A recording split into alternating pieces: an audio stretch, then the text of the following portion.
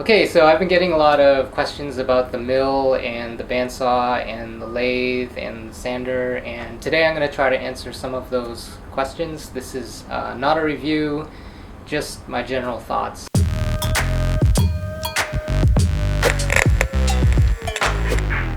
Okay, so I picked the machinery based on the size of my workspace, and so you guys have some context.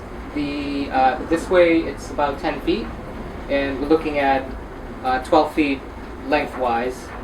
And then I got like all this family bicycle stuff taking up a big chunk of space. So what I hope to do is just give you guys information on these machines, and then you can decide for yourself what you want to use them for. I won't tell you what these machines can or cannot do.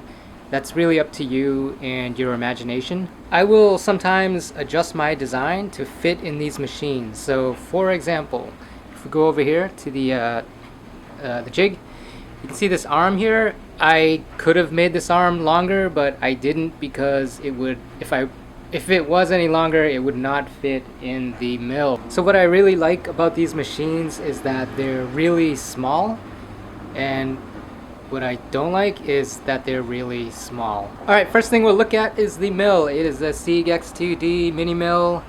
And yeah, let's throw something in here so you get a little context. I'm gonna put a bottle of beer in here so you can see roughly what size this vise is. So we're looking at 3 inches wide, 3 inches deep. So the only modification I made to this is I put on these eye gauging DROs, and they come on. I put this arm on here, and the arm's connected to the air spring, so it'll travel up and down on the Z-axis, which is kind of nice. I had these scales attached with the original hardware, but I took it off because I was getting about 4 thousandths slop. And so anytime like I tapped the head, even if it was locked or did anything down here and hit the table or whatever, it would jump around by about 2 thousandths. So that was driving me crazy. So I took the hardware off and I made my own brackets. So these are machined aluminum blocks. They're very rigid, and that pretty much fixed everything. I only get about a 0.5 thousandths slop.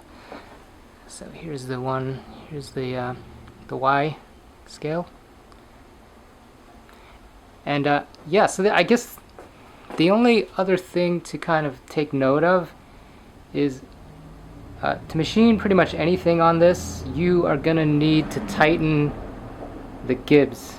So like these set screws here, those will tighten the Gibbs down and make it much more rigid. Here is another set here, these guys right here on the X, and then on the Y, whoops, and then on the Y over here. So you gotta tighten these quite a bit, more than you normally would, but you'll find it's necessary for larger work. You're gonna run most operations with this vise in here, and stick the drill chuck in here. This is up all the way. You pretty much only have about 5 inches of clearance, so roughly 5 inches from here to here. I do not recommend putting anything larger than a 3-inch vise on this because your table travel can't handle anymore anyway, so yeah, 3 inches is pretty much your limit. This had a rotating base on it, and I took it off so I could get a little more Z clearance. You've seen my videos, and based on that, you know what this thing can do. Any more than what I've done in the videos, you would really be pushing this to its limits, so I don't think this could handle much more than what you see in those videos. Alright, that's it for the X2D. Let's talk about the mini mill. This is the Sieg C3 mini mill. It's a 7x14, and I got this at littlemachineshop.com as well. So if you want to get more specifics on it, you can go there and check out their spec sheet. Okay, so you'll hear the term 7 by 14, and what they're talking about is the distance between centers. So that's like from here to here. But you can't really, that's not really a working distance. So if you actually look at the drill to the chuck, you really only have about 7 inches. So don't think you're gonna like get this mill and stick like a 12-foot thing in a 12-inch thing in there, because it's just not gonna work. Actually, I take that back. If your workpiece will fit through the center bore, and so like that's this thing here, if it'll fit through there, then it kind of doesn't matter. You can stick pretty much any length in it. It comes out the other end. So, but I will tell you, for the most part, most of the stuff I'm machining on this will not fit through that center bore. Okay, so if you go to the website, it'll tell you in the specs that it has a spindle bore of 0.8 inches, and it does in fact have a spindle bore of 0.8 inches, 0.8. However, you need to keep in mind that the through hole on the chuck is not 0.8 inches. It'd be awesome if it was. The through hole on the chuck is more like 0.6 inches. Alright, so that covers the center bore, or the spindle bore. Let's talk about distance between centers again. So if we have a live center on here, you have roughly 10 inches between centers. The next term you'll hear is the swing over bed, and they're talking about the center here to here. But that's not actually what's really important. What you're really concerned about is this distance. So if I bring the carriage in, and this is known as a swing over saddle.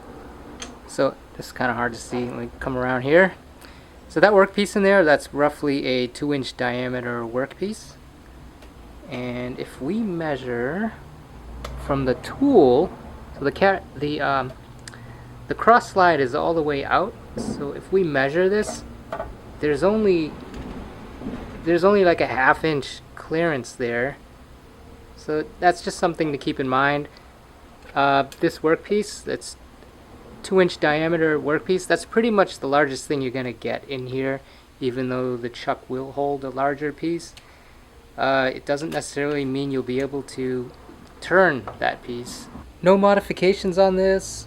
I will say that just like the mill, I had to tighten these set screws down. So on the compound, especially the compound, because it's such a small little thing, so you got to run it really tight, which makes this kind of a pain to turn. I guess this is the biggest point of annoyance for me with this, is this compound. The compound's quite sticky.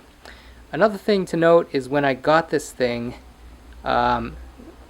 this something in here, what was it? Oh yeah, so if you like take this off, this screw, there's some screws in here that hold this in, and they were out of alignment, and so it was making this cross slide really get jammed when I screwed it in too tight. So I didn't know that until later. Just something to keep in mind. The only other things that bug me is like the through hole on this chuck. I wish it was larger, at least by, I don't know, like a 1/8 of an inch or something. I wish that the tailstock was beefier. It feels very light, and that kind of stinks when you're trying to machine stuff. And as I said before, the compound is like tiny, and that bugs me too. But for the most part, this has done everything I needed it to. It just takes a lot longer. And also, I almost forgot, the when you are threading on this, and I haven't done a lot of threading, thank goodness, because when you do, you need to take off this back panel, and in there are these gears, and you need to change the gears to the right pitch and all that crap. And I did it once, and it was a major pain, so I hope I like never have to do it again, and I'm sure I will have to do it again. So I'm kind of dreading the day I'm going to need to do some more threading on this. So I almost forgot to mention, it doesn't come with this tool post, the quick change tool post. that came with the package that I got. Okay guys, that's all for this video. I just talked about the mill and the lathe, and the next quick video I do, I will probably talk about this guy right here, this belt sander, and my this gets a lot of questions, my Chicago electric bandsaw. Alright, see you guys later.